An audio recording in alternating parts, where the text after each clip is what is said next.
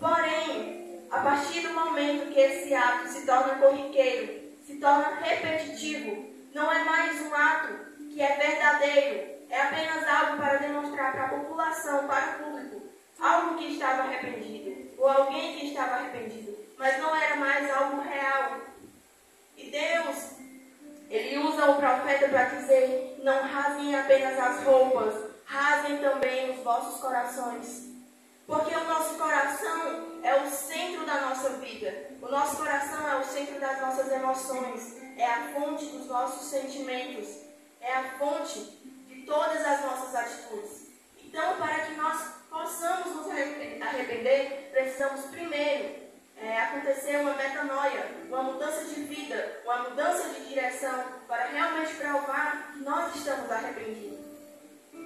E eu pensei, meu Deus, na Bíblia nós temos tantas pessoas que se arrependeram e viveram o Teu poder, viveram a manifestação da Tua glória.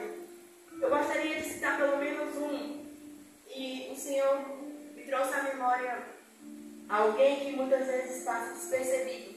Alguém que muitas vezes nós colocamos como o vilão da história, por ser alguém muito com a personalidade muito forte, por ser muito rápido nas suas emoções, em questão de ser ágil em suas atitudes, e muitas das vezes é colocado como alguém que não amava Jesus. Mas eu gostaria de te provar que essa pessoa, ela realmente viveu um encontro com Deus, e talvez hoje nós possamos ser como ela, e que nós possamos hoje viver uma vida igual a dessa pessoa, que é a prática da glória de Deus para a nossa geração. Então, por gentileza, abra sua Bíblia no livro de Lucas, no capítulo 5.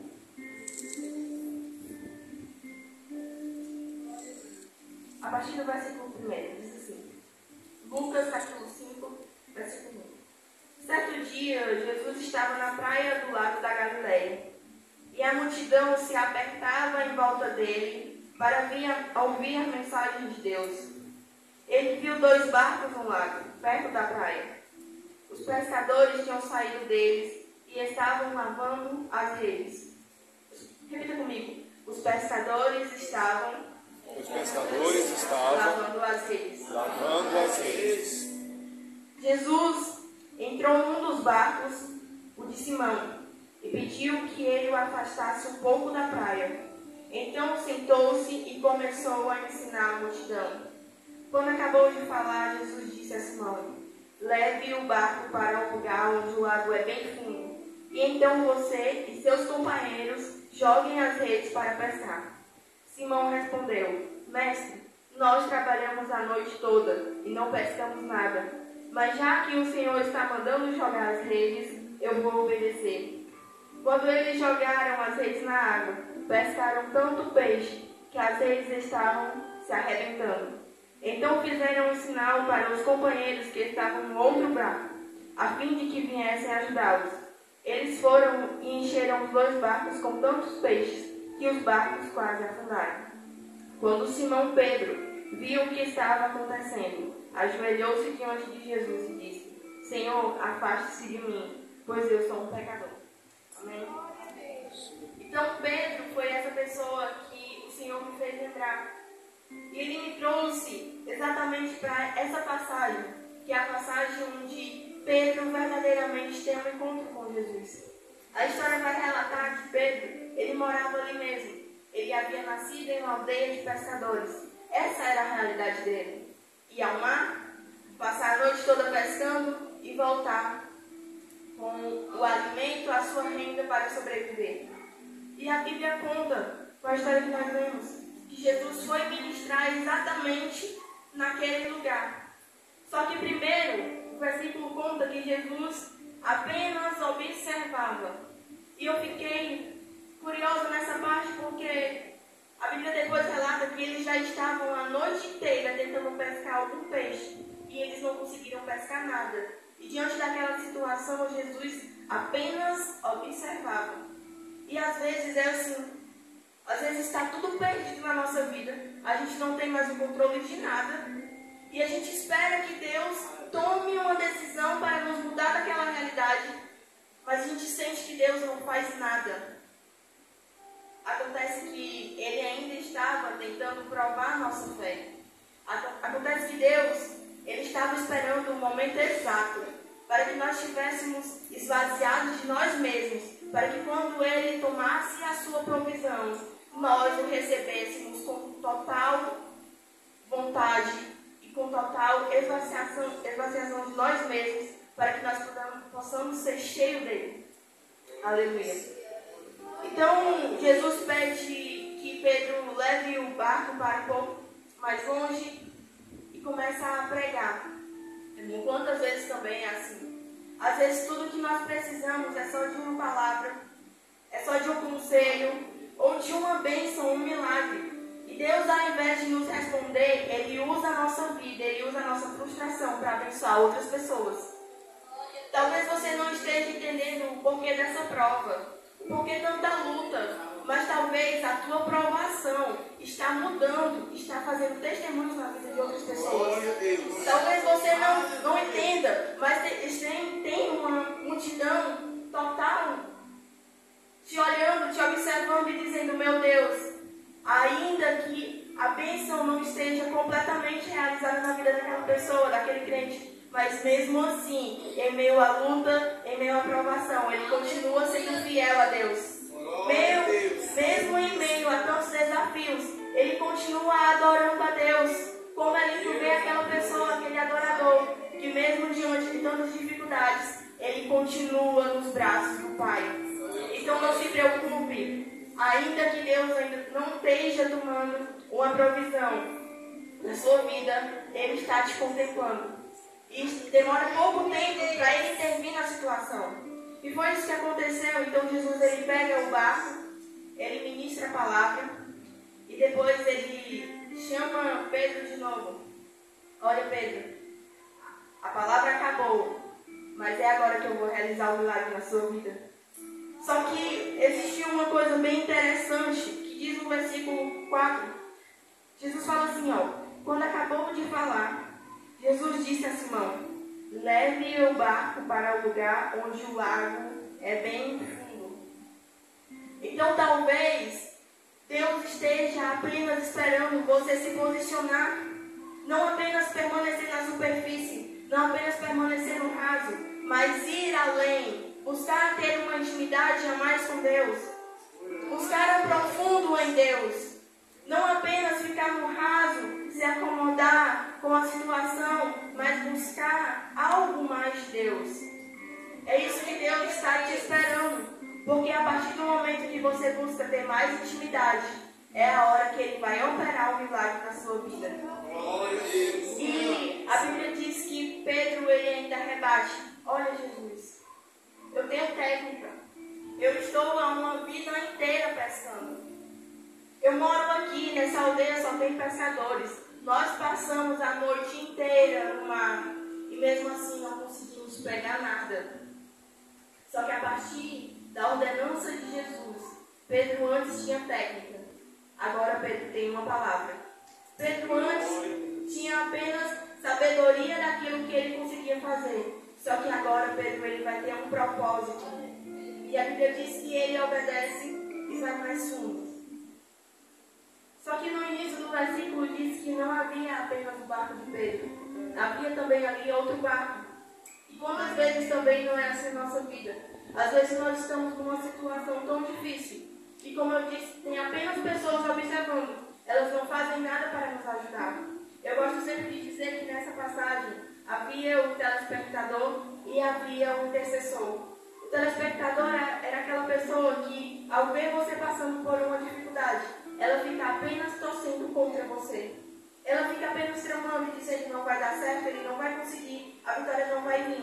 Só que do mesmo jeito que tem um telespectador, existe um intercessor, que é aquela pessoa que está lavando as redes junto contigo e está dizendo: ei, continua, porque eu estou intercedendo pela sua vida. Continua, porque eu estou deixando de dormir às madrugadas para dobrar o meu joelho e orar pela sua vida, pela vida da sua família, para que Deus venha intervir na situação. Então a Bíblia diz que Pedro vai, leva o seu barco, e o milagre é tão grande que até as pessoas que estavam me assistindo, até as pessoas que estavam me ajudando a lavar as redes da frustração, porque não conseguiu pescar nada, vai precisar lhe ajudar, porque a bênção é tão grande que Pedro não estava conseguindo dar conta. Saia desse ponto hoje sabendo que quando Deus intervir na situação, a tua bênção vai ser tão grande que você vai ter que compartilhar com a sua vizinhança, que você vai ter que compartilhar com os seus vizinhos, você vai ter que compartilhar com a sua família, você vai ter que compartilhar com a sua igreja, porque o que Deus vai fazer através da sua vida vai transbordar o poder de Deus. Aleluia. Aleluia. E a Bíblia diz que aquele milagre de Jesus é conhecido como a pesca milagrosa. E a partir daquele momento, Pedro não vai apenas ser mais pescador de peixe, mas agora vai ser pescador de almas. E ele deixa tudo para trás e segue Jesus. E vou tentar resumir porque Pedro ele teve muitas experiências com Jesus, mas eu quero ser bem mais breve, porque o tempo não nos espera. E ainda tem muita coisa para a gente ler aqui. A Bíblia diz que depois dessa passagem, desse acontecimento, que Jesus acontece a pesca milagrosa, Pedro vai testemunhar inúmeros milagres. E em um dado momento, Jesus ele estava orando no monte e ele despede os seus discípulos e pede para eles irem para o outro lado do mar. Então, os discípulos vão, mas mesmo assim queriam que Jesus fosse junto com eles, mas ele disse, não, depois eu acompanho vocês. Só que no meio da vontade de Deus, durante a travessia do mar, uma grande tempestade ela acontece. E muitas vezes é assim também na nossa vida. Às vezes a gente está debaixo da vontade de Deus e mesmo assim as coisas não vão bem. E mesmo assim as coisas não seguem um caminho reto. Acontece alguma tribulação. E a Bíblia diz que Jesus também continua observando. Em um dado momento Jesus vai ao encontro deles. Só que os discípulos pensam que Jesus não é Jesus, mas sim um fantasma. Mas é aí que a gente prova que Pedro ele verdadeiramente se arrependeu. Porque ele reconhece Jesus e diz assim, Jesus, se é tu mesmo, permita que eu ande sobre as águas. Que a nossa intimidade com Deus chegue até esse ponto. Que mesmo quando todo mundo está dizendo que Deus não está conosco, a gente continua confiante que Ele está ao nosso lado, que Ele está vindo ao nosso encontro para nos salvar. E a Bíblia diz que Pedro vai até o encontro de Jesus e consegue caminhar sobre as águas. E eles retornam ao barco e conseguem chegar à segurança. Eu, dado o momento também, agora já mais perto da crucificação de Jesus, eu já estou encerrando. Durante o episódio da última ceia, Jesus, ele pega uma bacia, ele pega uma toalha, pega água e começa a lavar os pés dos discípulos em um ato de muita humildade. E quando chega aos pés de Pedro, ele diz assim, Senhor, eu não sou digno de tal ato. Só que Jesus o repreende e diz assim, Pedro, se tu soubesse o que esse ato significa. E aí Pedro prova mais uma vez que o encontro que ele teve com Jesus foi verdadeiro. Porque ele diz assim, então Senhor, se esse ato é tão importante, não apenas lave os meus pés, mas me dê um banho. Porque eu quero ser cheio da tua presença, eu quero ser cheio da tua graça. Aleluia. E nesse mesmo momento, a Bíblia vai dizer que Jesus ele começa a falar sobre como vai acontecer a crucificação e vai começar a dizer, olha, um de vocês vai me trair. E a Bíblia diz que Pedro imediatamente chega perto de Jesus e diz assim, Senhor, por favor, que não seja eu, porque eu daria a minha vida por você. O amor que Pedro, ele começou a ter por Jesus era tão grande que ele queria ser como o Salvador. Ele queria assumir o ato que o Salvador faria por nós. Aleluia. E a Bíblia diz que Jesus também vai repreender Pedro e vai dizer, olha Pedro, antes que o galo cante, você me negará 3 vezes. E aqui eu já fecho a minha Bíblia, porque eu já estou encerrando. Aleluia. E a Bíblia diz que quando Jesus está sendo crucificado, quase chegando a hora de sua morte, Pedro vai lá e nega Jesus 3 vezes. Só que a intimidade que ele tinha com Jesus foi tão grande que no mesmo momento que ele fez isso, ele se arrependeu.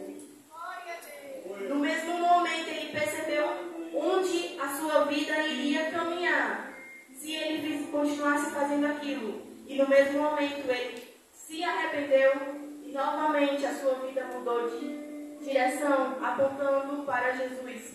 A Bíblia diz que depois que Jesus ressuscita, vai ter novamente um encontro com Pedro. E diz assim: Pedro, agora você está na missão de levar a minha palavra. Agora você está na missão de cuidar da minha igreja. Então Jesus novamente retorna aos céus. E Pedro continua. Aleluia. E aí chega Atos 2, uma passagem muito conhecida. Estavam todos reunidos e o Espírito Santo de Deus desceu na terra. Só que não era qualquer pessoa que estava pregando. Quem estava pregando naquele momento era Pedro. E agora eu quero que você se atente bem a isso. Pedro negou Jesus quantas vezes? Quantas vezes? 3 vezes. Pedro ficou frustrado ou não? Sim. Só que agora, com o Espírito Santo de Deus enchendo todos naquela casa, a Bíblia diz que Pedro, com uma autoridade muito grande, vai expor a palavra de Deus. E aproximadamente 3.000 almas aceitam a Jesus. Olha, eu não sei qual o problema que você está enfrentando. Eu não sei se em algum momento a sua vida passa por um afastamento da presença de Deus, por algo que você não deveria ter feito, mas infelizmente cometeu. Mas esse é o momento de você se arrepender, porque através da sua frustração, o que era 3 vezes pecado, agora vai ser 3.000 almas. O que era 3 vezes errado, agora vai ser 3.000 vezes certo. Então Deus vai querer fazer um mover na sua vida. Ele vai querer manifestar a sua glória através de você. Basta você se arrepender.